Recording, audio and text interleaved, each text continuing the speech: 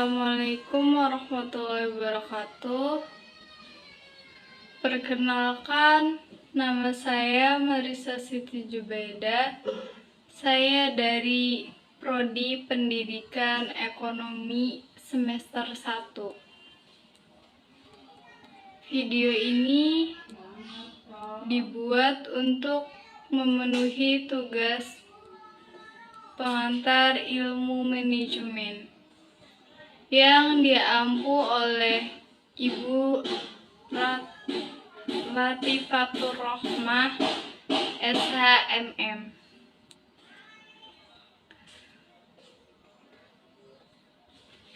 Baik, langsung saja kepada intinya yang akan saya bahas, di mana saya akan menyampaikan materi tentang etika dan tanggung jawab manajemen.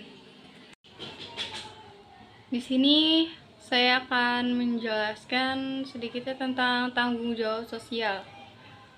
Tanggung jawab sosial perusahaan atau CSR adalah suatu konsep organisasi perusahaan memiliki berbagai bentuk tanggung jawab terhadap seluruh pemangku kepentingannya, yang diantaranya adalah konsumen, karyawan, pemegang saham, komunitas, dan lingkungan dalam segala aspek operasional perusahaan yang mencakup aspek ekonomi, sosial, dan lingkungan.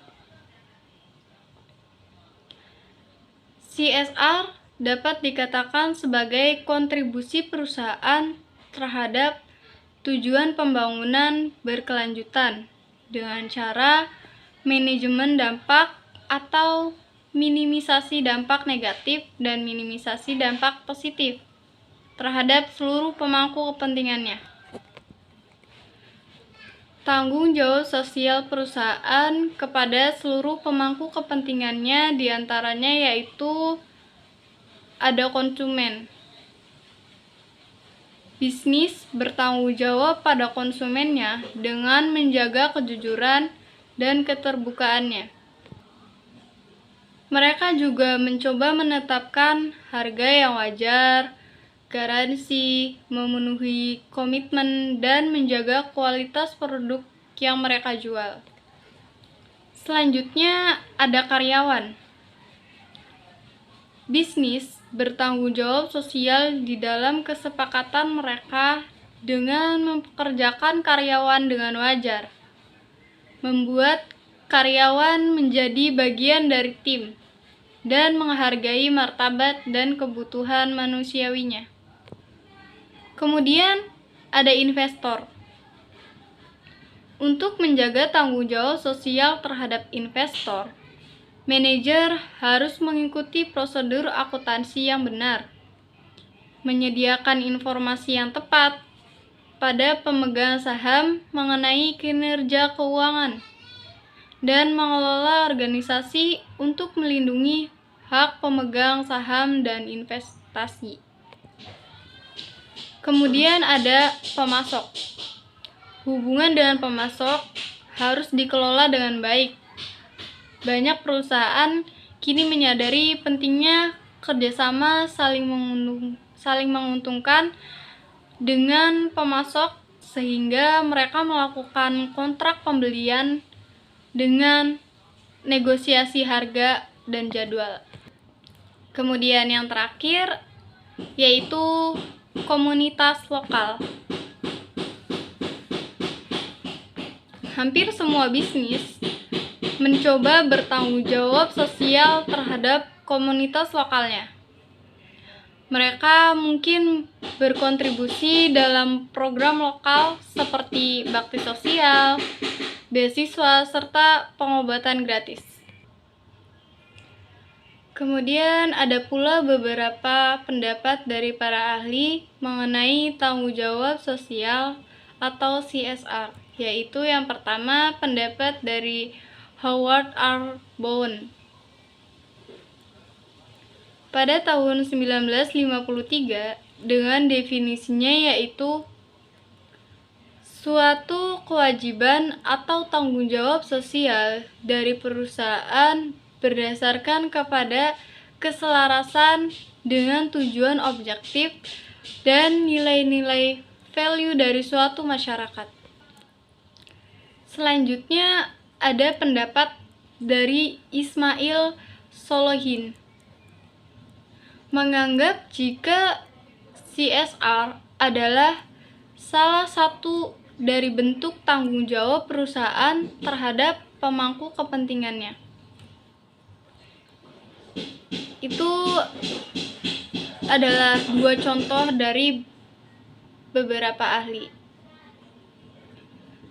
Selanjutnya, mengenai tanggung jawab sosial dari segi organisasi.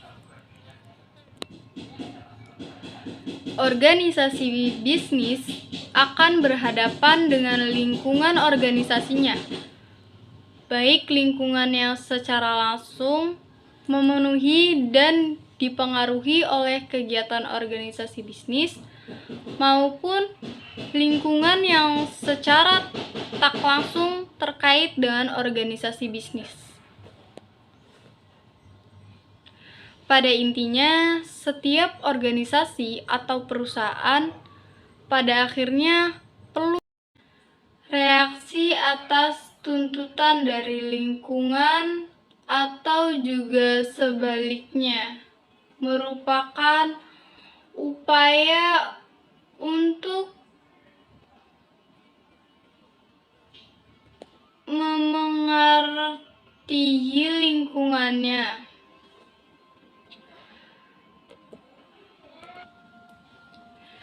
Sebagai bagian dari lingkungan masyarakat, maka organisasi bisnis perlu memiliki tanggung jawab bahwa kegiatan yang dilakukannya membawa ke arah perbaikan lingkungan masyarakat pada umumnya, dan bukan sebaliknya.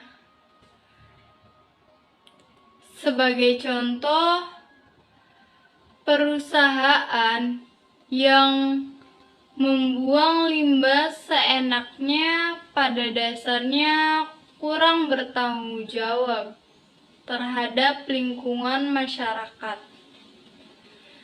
Dengan demikian, sudah semestinya organisasi bisnis atau perusahaan perlu menyadari bahwa dirinya memiliki apa yang dinamakan dengan tanggung jawab sosial.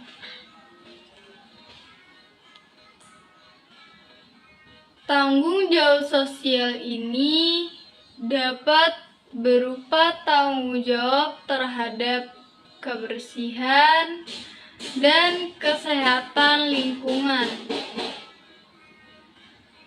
keadaan ekonomi masyarakat pada umumnya, partisipasi perusahaan dalam pembangunan lingkungannya, dan lain sebagainya.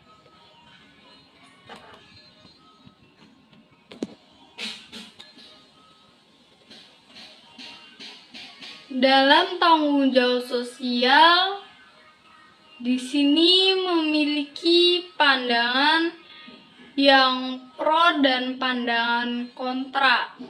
Di antaranya yaitu yang pertama, pandangan kelompok yang pro terhadap tanggung jawab sosial dari organisasi bisnis. Baik, kita di sini akan membahas tentang pendapat yang pro-nya dulu ya. Kemudian nanti dilanjut yang kontra. Pendapat yang pro di sini ada kegiatan bisnis sering kali menimbulkan masalah. Oleh karena itu, sudah semestinya perusahaan bertanggung jawab atas apa yang dilakukannya. Perusahaan adalah bagian dari lingkungan sosial masyarakat. Oleh karena itu, sudah semestinya ikut berpartisipasi dan bertanggung jawab atas apa yang terjadi di masyarakat.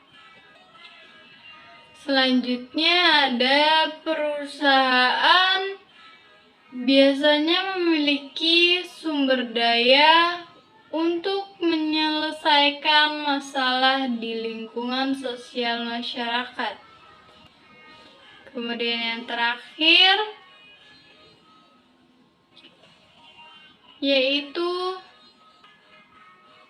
perusahaan adalah partner dari lingkungan sosial kemasyarakatan, sebagaimana halnya juga di pemerintah dan masyarakat lain pada umumnya.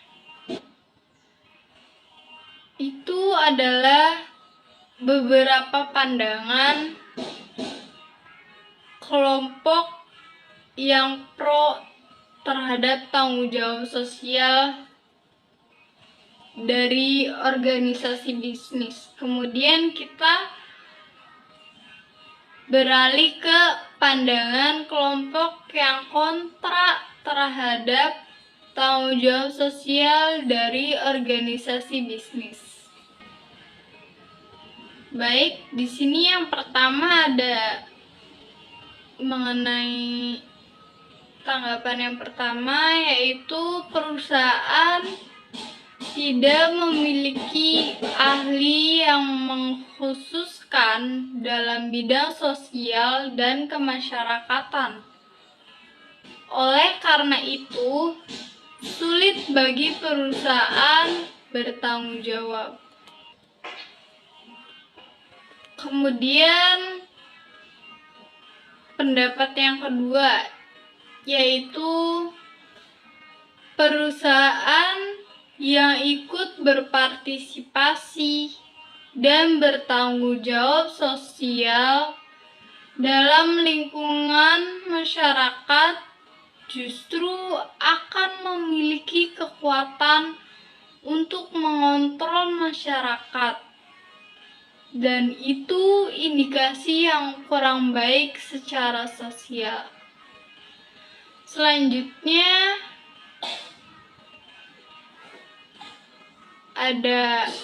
akan banyak terdapat konflik kepentingan di masyarakat jika perusahaan terlibat dalam aktivitas sosial. Kemudian yang terakhir yaitu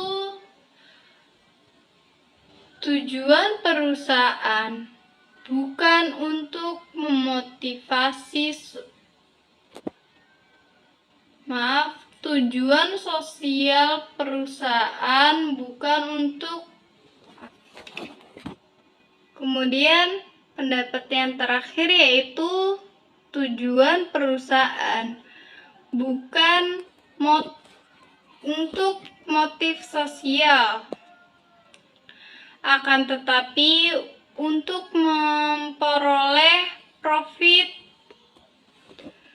dan mencapai tujuan yang diharapkan oleh para pemilik perusahaan. Selanjutnya mengenai konsep dasar etika manajemen. Pengertian etika dalam bukunya Sonny Keraf, yaitu yang berjudul Etika Bisnis, dijelaskan mengenai asal kata etika. Terdapat dua pengertian etika. Yang pertama ada dari bahasa Yunani, yaitu ethos, berarti adat istiadat atau suatu kebiasaan. Kemudian yang kedua yaitu ilmu yang membahas nilai dan norma yang diberikan oleh moralitas dan etika dalam pengertian pertama di atas mengenai adat istiadat atau kebiasaan tersebut. Pengertian etika sama dengan moralitas. Pengertian harfiah dari etika dan moralitas sama-sama berarti sistem nilai tentang bagaimana manusia harus hidup baik sebagai manusia yang telah diinstitusionalisasikan dalam sebuah adat kebiasaan yang kemudian terwujud dalam pola perilaku yang ajek dan terulang dalam kurun waktu yang lama sebagaimana baiknya tersebut. Konsep dasar etika manajemen dapat dibagi menjadi beberapa kelompok.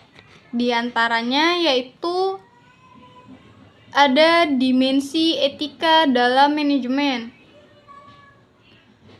Menurut Krittner, etika pada dasarnya adalah studi mengenai tanggung jawab moral yang terkait dengan apa yang dianggap benar dan apa yang dianggap salah. Namun, Krittner mengingatkan bahwa etika manajemen lebih jauh lagi berbicara mengenai nilai-nilai yang dianut oleh organisasi sehubungan dengan kegiatan bisnis yang dijalankannya. Kemudian, nilai personal sebagai standar etika. Nilai dan moral dalam personal merupakan suatu hal yang penting dalam manajemen, sebab hal itu memiliki peranan penting dalam hal pengembalian keputusan dan etika manajemen.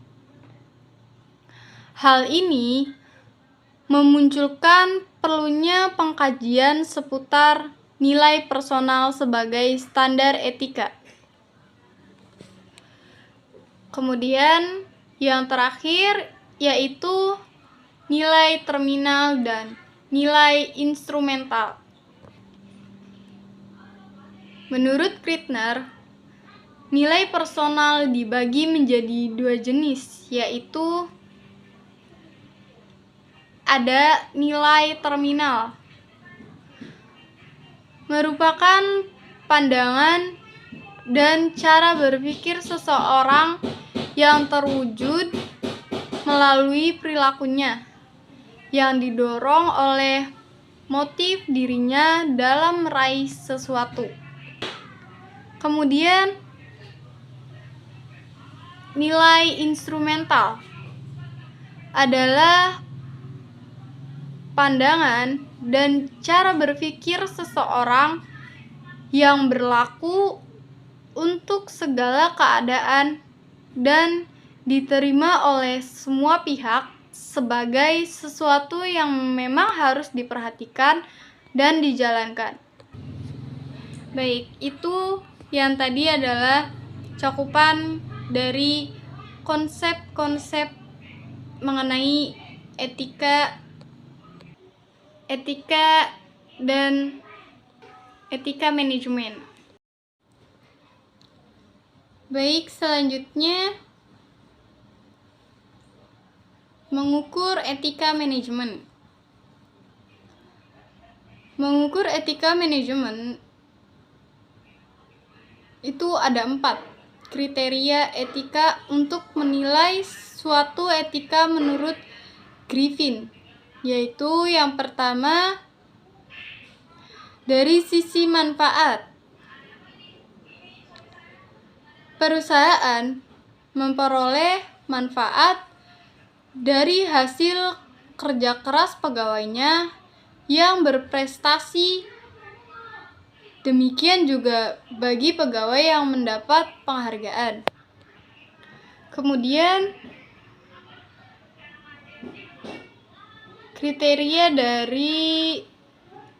Kemudian ada kriteria pemenuhan hak-hak.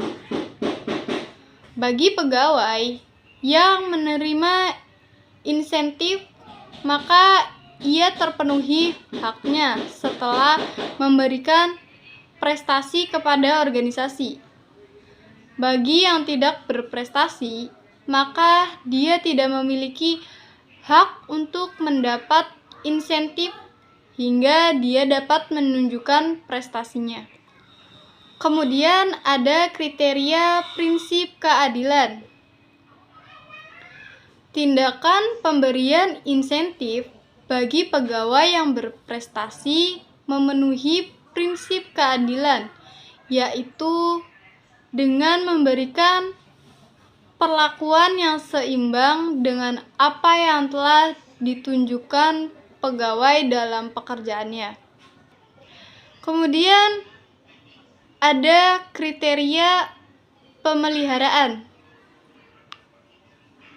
Pemberian insentif akan mampu menjaga konsistensi produktivitas kegiatan organisasi dikarenakan jenis pemberian insentif dapat memacu pegawai untuk bekerja lebih baik bagi organisasinya. Baik, itu adalah cara mengukur etika manajemen melalui prinsip-prinsipnya. Kemudian tentang mendorong pelaksanaan etika dalam manajemen. Ada beberapa hal yang mungkin dapat dilakukan oleh perusahaan sehubungan dengan dorongan untuk melaksanakan etika dalam manajemen. Beberapa hal yang mungkin dapat dilakukan diantaranya adalah pelatihan etika. Sebuah organisasi dalam menjalankan kegiatan pada kenyataannya memerlukan waktu dalam mewujudkannya. Oleh karena itu, di sini dilatih dulu, ada pelatihan khusus untuk menjalankan kegiatan agar berjalan dengan lancar. Selanjutnya ada advokasi etika. Upaya perusahaan untuk menjalankan etika dalam kegiatannya dengan cara menempatkan orang atau tim khusus dalam tim manajemen perusahaan yang bertugas untuk mengontrol dan mengawasi segala kegiatan perusahaan agar tetap memenuhi standar etika.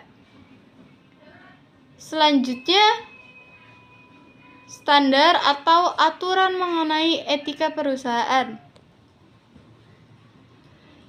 Implementasi dari hal ini akan efektif jika memenuhi dua syarat, yaitu syarat perusahaan perlu menyatakan secara spesifik kepada publik mengenai code of ethics yang mereka jalankan. Agar kode of ethics ini bisa berjalan secara efektif, perlu adanya dukungan dari tim manajemen puncak melalui sistem pengawasan tertentu seperti reward atau punishment system. Kemudian yang terakhir mengenai keterlibatan masyarakat dalam mengontrol etika bisnis. Upaya untuk menjamin perusahaan agar menjalankan kegiatannya secara lebih beretika adalah dengan melibatkan publik dalam setiap kegiatan perusahaan yang dianggap tidak beretika. Kemudian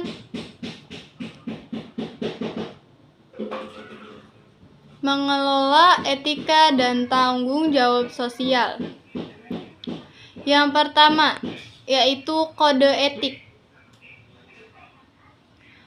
Kode etik adalah persyaratan resmi dari nilai-nilai yang dianut oleh perusahaan yang berkaitan dengan persoalan etika dan sosial.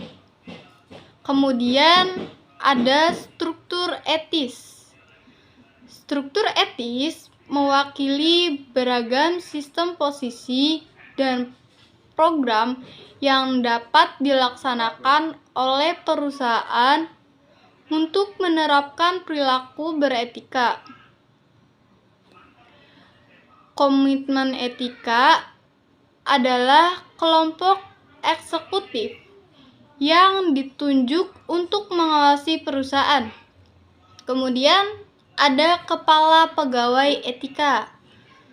Kepala pegawai etika adalah eksekutif perusahaan yang mengawasi etika dan kepatuhan hukum.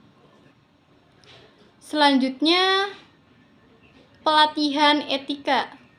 Pelatihan etika adalah program pelatihan untuk membantu para pegawai dalam menghadapi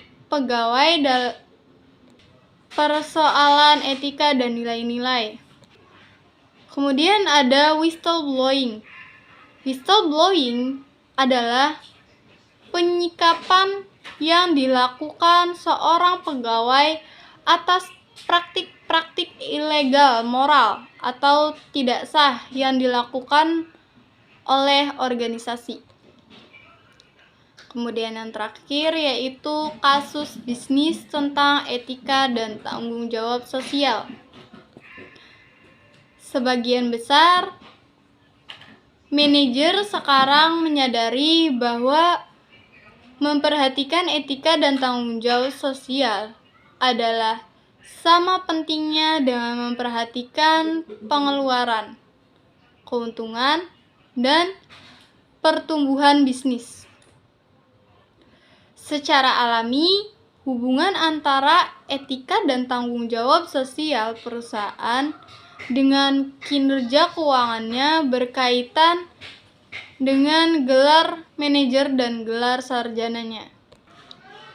Baik, kesimpulan dari penjelasan yang di atas ialah tanggung jawab sosial dapat dikatakan sebagai kontribusi terhadap tujuan pembangunan berkelanjutan dengan cara manajemen berdampak kepada seluruh pemangku kepentingannya, antara lain yaitu konsumen, karyawan, investor, dan pemasok, dan lain sebagainya. Tanggung jawab sosial dari organisasi harus membawa ke arah perbaikan di lingkungan masyarakat organisasi tersebut sebagai konsekuensi logis keberadaannya dalam lingkungan tersebut.